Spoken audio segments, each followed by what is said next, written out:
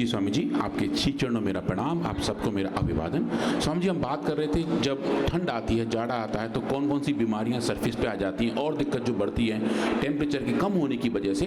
हमने पहले देखा था सोरियासिस के बारे में, जो स्किन की बीमारी थी। अभी एक जो भाई आए थे जो बता रहे थे जिनको एटोपिक डर्मेटाइटिस था स्वामी जी, वो भी ठंड की वजह से बढ़ता है। और जो दिक्कत बढ़ती है स्वामी जी वो हमारी लंग्स की हैं, जो फेफड़ों की बीमारी है, अस्थमा है, COPD है, लंग फाइब्रोसिस है। ऐसी बीमारियां स्वामी जी ठंड में और ज़्यादा परेशान करती हैं। उसके भी अपने अपने कारक हैं। तो स्वामी जी हमने पिछली बार देखा था कि अगर हम एलर्जिक अस्थमा की बात करें, जो एलर्जी की वजह से दमा हो जाता है, उसमें स्वामी जी हमने देखा था कि ब्रोंकोम कैसे काम करता है। अब स्वामी जी उसी यात्रा को थोड़ा और आगे बढ़ाएंगे और हम ऐसे अस्थमा के बारे में बात करेंगे जिसमें स्टेरॉइड्स भी काम नहीं करते हैं। ये स्वामी जी सबसे चैलेंजिंग फॉर्म होती है, क्योंकि जो लोग अस्थमा के रोगी होते हैं वो सालों साल स्टेरॉइड्स का इस्तेमाल करते हैं, जो पंप का इस्तेमाल करते हैं, इन्हेलर का इस्तेमाल करते हैं, पर कुछ समय के बाद वो स्टेरॉइड भी काम करना बंद कर देते हैं, कम कर देते हैं। तो ऐसे कंडीशन में क्या किया जा सकता है? तो स्वामी जी हमने कुछ ऐसे एक्सपेरिमेंटल मॉडल सेटअप किए जहां हमने स्टेरॉइड इनसेंसिटिविटी की बात की, जहां हमने ऐसे मॉडल्स बनाए जहां स्टेरॉइड काम करना कम कर देते हैं और बंद कर देते हैं। और ऐसे सिचुएशन में अगर आप देखें तो जो नेचुरल मेडिसिन है, हर्बल मेडिसिन है, ब्रोंको में सोसारी गोल्ड है स्वामी जी, वो कैसे काम करती है आज हम वो देखेंगे। तो एक जो बहुत ही चैलेंजिंग डिजीज कंडीशन है जहां दवाइयां काम करना कम कर देती हैं, उसमें भी स्वामी जी आयुर्वेद की नेचुरल मेडिसिन अच्छा काम करती हैं। और कुछ केस में तो स्वामी जी स्टेरॉइड के मुकाबले बहुत सुपीरियर काम करती हैं, जो स्वामी जी बड़ी वाली बात है कि जहां हम सुपीरियरिटी के बारे में बता रहे हैं कि दवा कैसे काम कर रही है और स्वामी जी उसके कारक क्या है। तो अस्थमा के बारे में देखें स्वामी जी, लास्ट टाइम हमने देखा था कि लगभग पूरी दुनिया में 300 मिलियन लोगों को ये बीमारी है। और जो इसकी जो थेरेपी है जनरली स्वामी जी वो इनहेल्ड कॉर्टिकोस्टेरॉइड है, जिसको हम ICS कहते हैं, जो बेसिकली एक पंप के तौर पे, इनहेलर के तौर पे दी जाती है, जो जाके जो एयर पाथवेज हैं, जो एयरवेज हैं, उनके डायमीटर उनको व्यास को चौड़ा कर देती है ताकि सांस तेजी से अंदर जा पाती है और जो छाती बिची लगती है वो खुल जाती है। पर स्वामी जी कुछ केसेस में कुछ और टाइप की दवाई भी दी जाती है जिनको हम लॉन्ग एक्टिंग बीटा एगनिस्ट लाबा या फिर लॉन्ग एक्टिंग मस्कुलिन एगनिस्ट कहते हैं लामा। स्वामी जी उनका भी अलग अलग इम्पैक्ट आता है, पर सबसे ज़्यादा स्टेरॉइड्स का इस्तेमाल किया जाता है।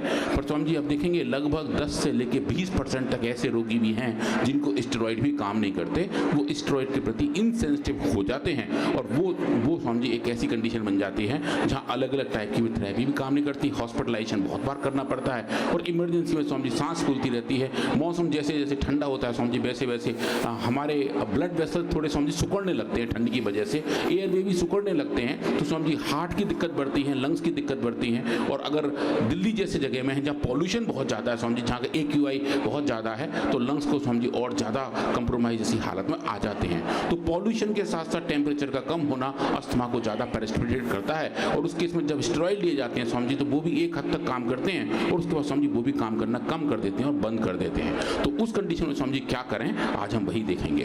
तो अस्थमा के बहुत सारे कारण हैं स्वामी जी, आपने जैसे बताया है बीड़ी, सिगरेट, पॉल्यूशन, चिमनियों का धुआं, स्वामी जी उनकी वजह से तो अस्थमा होता ही है। और जो घर के अंदर धूल है, जो स्वामी जी छोटे छोटे माइक्रोस्कोपिक कीड़े हैं जो आंखों से नहीं दिखाई देते, इनको स्वामी जी शॉर्ट में डर्पी कहा जाता है, उनके भी स्वामी जी कई भाई बंधु हैं, डर्पी 1, डर्पी 3, डर्पी 23। स्वामी जी उनका सूखा हुआ मृत शरीर या स्वामी जी उनके मल के छोटे छोटे बारीक बारीक टुकड़े वही 90% धूल में पाए जाते हैं। तो अगर धूल में वो हों और वो नाक के साथ हमारे शरीर के अंदर जाएं तो वो एलर्जन का काम करते हैं स्वामी जी, उसकी वजह से एलर्जी बढ़ जाती है। गर्मियों में तो वैसे मिट्टी के धूल के कण उड़ते हैं, वो ज़्यादा खतरनाक नहीं होते हैं। ये सर्दियों में ये सारे जीव जंतु मर करके इनके हाड़, मांस, मलमूत्र ये धूल में उड़ते हैं ना, वो जो डस्ट है वो बड़ा गंदा है। ये डर्पी नाम इसीलिए, इससे डर के रहा करो। हाँ स्वामी जी, हाँ ये इसका नाम डर्पी इसीलिए है कि इससे डर के रहना चाहिए। तो ये जो डर्पी है स्वामी जी ये, और उसके साथ साथ अगर कुछ ऐसे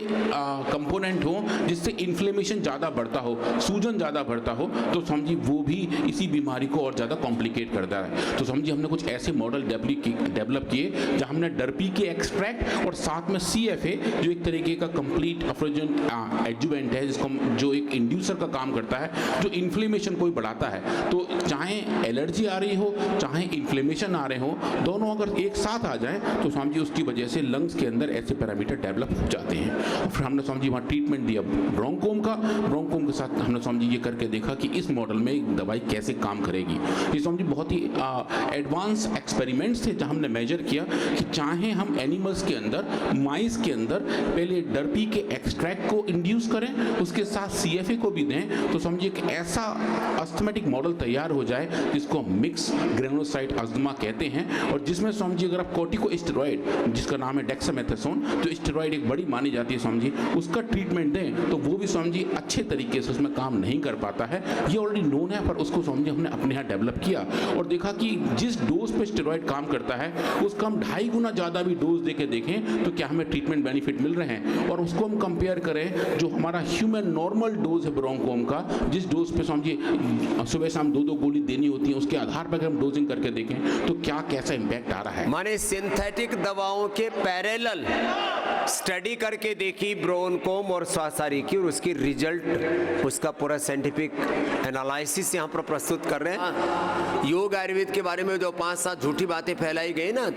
सिंथेटिक दवाएं ज़्यादा इफेक्टिव हैं और आयुर्वेद से तुरंत असर नहीं होता है और उससे लीवर किडनी खराब हो जाते हैं, खराब लीवर किडनी हमने ठीक की है, इंस्टेंट बेनिफिट दिया है, सिंथेटिक दवाओं से ज़्यादा इफेक्टिव है योग Ayurveda. Scientific analysis, scientific proof है आपके सामने प्रस्तुत कर रहे हैं डॉक्टर अनुराग जी के लिए एक बार जोरदार अभिनंदन।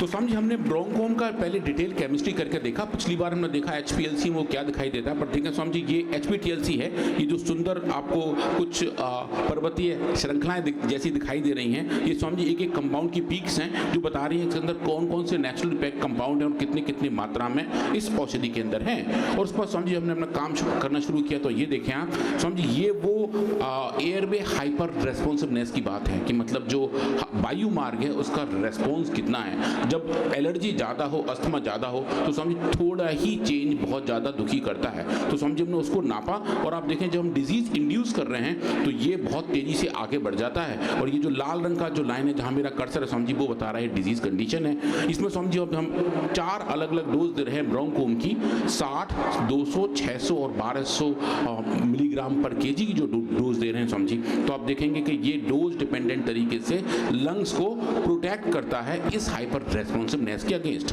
पर इसमें जो सबसे अच्छी बात है समझिए जो बहुत ही एक्साइटिंग है और जो हमारी टीम भी कह रही थी कि अरे ये ऐसा कैसे आ रहा है, वो समझिए ये है कि डेक्सामेथासोन की जो हमने एक्सपेरिमेंट पिछली बार देखे थे, जो स्टेरॉइड है, वो समझिए लगभग इस बीमारी को अगर हम अकेले ही इंड्यूस करें जिसमें सिर्फ और सिर्फ डर्पी का एक्सट्रैक्ट हो, तो आप देखेंगे समझिए ये लगभग 73% बेनिफिट हमें मिलता है। ब्रोंकोम लगभग समझिए 60% तक हमें एक इम्पैक्ट दिखा रहा था, तो स्टैटिस्टिकली लगभग सेम वैल्यूज हैं। पर लेकिन जब हम ऐसी बीमारी इंड्यूस कर रहे हैं जहाँ पे स्टेरॉइड काम नहीं करते, तो समझिए स्टेरॉइड का 2.5 गुना ज़्यादा दिया हुआ डोज लगभग 30% के लगभग ही ट्रीटमेंट बेनिफिट दे पाता है। पर आप कंपैरिजन में देखें तो ब्रोंकोम समझिए वहाँ पे 75% बेनिफिट दे रहा है कि मतलब कि जहाँ स्टेरॉइड काम नहीं कर रहे, 2.5 गुना ज़्यादा डोज देने के बावजूद काम नहीं कर रहे, वहाँ समझिए ब्रोंकोम और बेटर काम करके दिखा रहा है, जो बता रहा है कि जो लंग फंक्शन की बेसिक बायोलॉजी है जो समझिए अलग तरीके से काम करती है, उस पर ब्रोंकोम का बहुत अच्छा इम्पैक्ट है। और ये समझिए एक बहुत अच्छा डेटा है जो ये बता रहा है कि आयुर्वेद की श्रेष्ठता सिंथेटिक मेडिसिन के मुकाबले क्यों है। और समझिए जो हम यहाँ देख पा रहे हैं कि जहाँ स्टेरॉइड 2.5 गुना डोज तक काम नहीं कर रहे, वहाँ समझिए ब्रोंको अपने नॉर्मल तरीके से उसी डोज पे और अच्छा काम करके दे रहा है। जहाँ समझिए हम इसको हम लेके जाना चाह रहे हैं और इसके जो मोड ऑफ एक्शन है वो समझिए हम यहाँ देख पा रहे हैं कि लंग्स के अंदर जो अलग अलग इन्फ्लेमेटरी सेल्स हैं, जैसे समझिए हम रक्त के अंदर TLC DLC नापते हैं, ऐसे समझिए लंग्स के इसके अंदर भी ये नाप सकते हैं। तो आप देखें बीमारी कंडीशन में समझिए जो उनका टोटल ल्यूकोसाइट काउंट है कि जो जितने WBC हैं वो कितने बढ़ गए हैं, आप देखें समझिए लगभग 22 गुना तक ज़्यादा बढ़ गए हैं। और ये बढ़े हुए लेवल आप देखें समझिए ब्रोंकोम के ट्रीटमेंट से ठीक हो रहे हैं। लंग्स के अंदर ईस्नोफिल का लेवल बढ़ जाता है जिसको ईस्नोफिलिया कहा जाता है, जो एक तरीके से अस्थमा का कार्डियल साइन है। आप देखें समझिए वो बढ़ा हुआ लेवल भी ब्रोंकोम के ट्रीटमेंट से नॉर्मलाइज होता है। और न्यूट्रोफिल्स तो समझिए बहुत ही सुंदर तरीके से भी बिल्कुल वहीं लौट के आ जाते हैं जहाँ इनको होना चाहिए।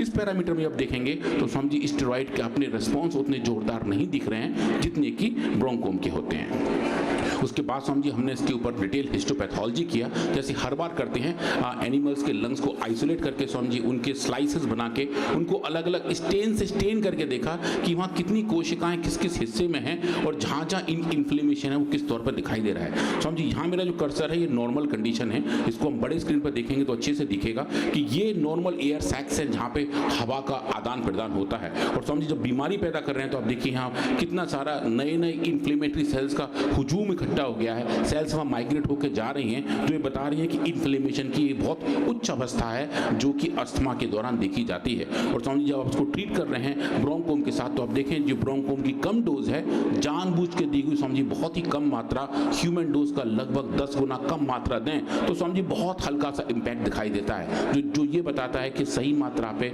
सही समय तक स्वामी जी जो दवा लेते हैं उसका बेनिफिट दिखना चाहिए। तो कम डोज का स्वामी जी बहुत कम इम्पैक्ट है, थोड़ा डोज और बढ़ाते हैं तो स्वामी जी थोड़ा और अच्छा इम्पैक्ट है। और जब ह्यूमन डोज के आसपास पहुंचते हैं तो आप देखें स्वामी जी जो जितना ज़्यादा सेल माइग्रेशन था, ये जो पर्पल कलर का जो पूरा एक घना एरिया में दिखाई दे रहा है, ये स्वामी जी आप देखिए वो डोज डिपेंडेंट तरीके से कम होने लगता है और जो सूजन है जो इन्फ्लेमेशन है वो स्वामी जी लंग्स के अंदर कम हो जाती है।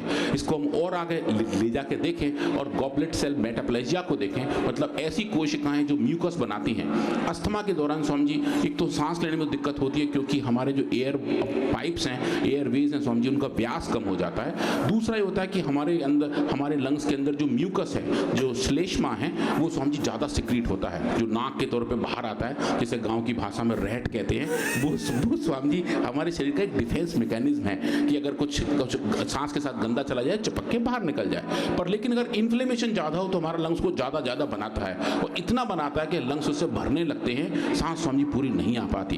तो वो जो श्लेष्मा को बनाने की जो फैक्ट्रीज हैं वो कुछ कोशिका हैं जिनको हम गॉबलेट सेल्स कहते हैं। तो स्वामी जी अस्थमा के सिचुएशन में उन गॉबलेट सेल्स का नंबर बढ़ जाता है, उनकी डेंसिटी बढ़ जाती है, उनका घनत्व बढ़ जाता है। हमने स्वामी जी वही देखा और एक स्पेसिफिक डाई का इस्तेमाल किया जो गॉबलेट सेल्स को पर्पल कलर से स्टेन करती है, जो आप यहाँ देख रहे हैं। तो स्वामी जी नॉर्मल कंडीशन में आप देखिए एक या दो ही सेल्स दिखाई देती हैं एक एक एरिया में, पर जैसे अस्थमा हम इंड्यूस कर रहे हैं जिसको हम डिजीज कंट्रोल कर रहे हैं, आप देखें स्वामी जी ये नंबर लगभग 150 से 200 गुना तक बढ़ जाता है। काफ़ी सारे सेल्स यहाँ पे ज़्यादा इकट्ठे हो जाते हैं जो इस म्यूकस को, इस श्लेष्मा को बनाते हैं स्वामी जी। लेकिन जब आपको ट्रीट कर रहे हैं ब्रोंकोम के साथ तो आप देखिए बहुत अच्छे तरीके से डोज डिपेंडेंट तरीके से इन सेल्स का नंबर भी कम हो रहा है और जो मेटाप्लाजिया है, मतलब सेल्स का ज़्यादा आना है, वो भी आप देखिए डोज डिपेंडेंट तरीके से ब्रोंकोम के ट्रीटमेंट से ठीक होने लगता है। डेक्सामेथासोन की 2.5 गुना डोज भी इसको थोड़ा सा कम कर पाती है, पर स्वामी जी ब्रोंकोम की सही डोज एक अच्छे इम्पैक्ट के तौर पर दिखाई देती है। उसके बाद स्वामी जी हमने देखा कि अगर पूरी कहानी इन्फ्लेमेशन की है तो क्यों ना हम इन्फ्लेमेटरी साइटोकाइंस का लेवल भी इन्हीं लंग्स के अंदर नापें। तो स्वामी जी हमने वो भी नापा और IL-4, इंटरल्यूकिन 4 और इंटरल्यूकिन 5 स्वामी जी इनके लेवल जो देखे वो बीमारी के कारण से बढ़े हुए पाए जाते हैं, जैसा नोन भी है और ह्यूमन पेशेंट में भी ऐसा स्वामी जी देखा गया है कि ये साइटोकाइन ज़्यादा मात्रा में होते हैं। और आप देखें स्वामी जी ब्रोंकोम के ट्रीटमेंट से डोज डिपेंडेंट तरीके से ये भी सही तरीके से रेगुलेट होकर स्वामी जी वहीं पहुँच जाते हैं जो नेचुरली इनका बेसल लेवल होना चाहिए। और उसके बाद स्वामी जी हमने और साइटोकाइन देखे, TNF अल्फा देखा, IL-6 देखा, IL-1 बीटा देखा, जो एक बेसिकली प्रो इन्फ्लेमेटरी साइटोकाइंस हैं, उनके नंबर भी आप देखें स्वामी जी डोज डिपेंडेंट तरीके से ठीक होने लगते हैं। और जो बीमारी का एक प्राइमरी कारण है सूजन का होना, जैसे स्वामी जी आप हमें बार बार बताते हैं कि स्लो इन्फ्लेमेशन लगभग हर एक बीमारी का कारण है, चाहे वो लंग्स में हो, चाहे वो स्किन में हो, चाहे वो हमारे लीवर में हो, चाहे हमारे बोन्स में हो, जॉइंट्स में हो। दुनिया भर की जितनी आइटिस वाली बीमारियां हैं वो इसी वजह से ही हैं। ब्रोंकाइटिस भी स्वामी जी लंग्स का ही इन्फ्लेमेशन है जो अस्थमा के अंदर दिखाई देता है और उसके जो की ड्राइवर हैं, जो उसके मॉलिक्यूलर हैंडलर्स हैं, जिनकी वजह से ये बायोलॉजिकल प्रोसेस आगे बढ़ता है, स्वामी जी उन सब का लेवल हमने नापा और पाए कि वो जो चेंजेस हैं वो ब्रोंकोम की वजह से ठीक होते हैं। और स्वामी जी सिर्फ वहीं नहीं रुके, हम एक लेवल और नीचे गए स्वामी जी और उनका जीन एक्सप्रेशन देखा कि जेनेटिक लेवल पे उनका जो RNA एक्सप्रेशन है वो कितना हो रहा है और बीमारी के दौरान स्वामी जी ये भी बहुत चेंज होते हैं। और हमने पाया IL-6 का, IL-1 बीटा का और MUC5A का, इनका स्वामी जी जीन एक्सप्रेशन बढ़ जाता है, जो बताते हैं कि प्रोटीन लेवल पर चेंज कहाँ से आ रहे हैं। और ये बढ़े हुए लेवल आप देखें स्वामी जी ये भी डोज डिपेंडेंट तरीके से ठीक होते हैं। तो जो बीमारी का कारक है, जहाँ से बीमारी शुरू होती है, जहाँ से सेल सिग्नलिंग मॉडिफाई हो रही होती है डिजीज के दौरान, स्वामी जी नेचुरल मेडिसिन जाके उसी प्रोसेस को वहीं उसी ही तरीके से रिवर्स करके रेगुलेट करके स्वामी जी बीमारी से हमें लड़ने में मदद करती हैं। और स्वामी जी इस डेटा को लेके हम हल्के हल्के डरते डरते एक बड़े जर्नल के पास गए, इसका नाम है मॉलिक्यूलर मेडिसिन,